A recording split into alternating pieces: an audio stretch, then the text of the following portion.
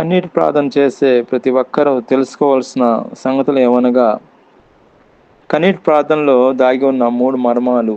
అవి మొట్టమొదటిదిగా మనం చూసుకున్నట్లయితే, కన్నీరు దేవుడి దృష్టికి అమూల్యమైనది, శ్రేష్టమైనది, ప్రశస్తమైనది.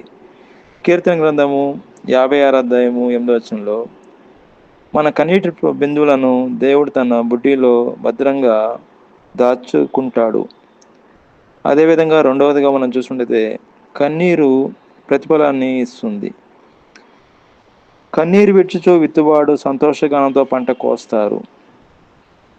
కీర్తన గ్రంథము 126 కీర్తన 5వ వచనంలో, నీ కన్నీటి ప్రార్థన ఎన్నటికీ వృధా కాదు. మూడవదిగా మనం చూసుకుంటే, దేవుడే స్వయంగా కన్నీరు తుడుస్తాడని మాటిస్తున్నాడు. ప్రకటన గ్రంథం 21వ కీర్తన 4వ వచనంలో, మన మన భారాన్ని చూచి చలించే దేవుడు మన కనుల నుండి ప్రతి బాష్ప బిందువులను తుడిచివేసి ఆదరించే రోజు త్వరలోనే వస్తుంది.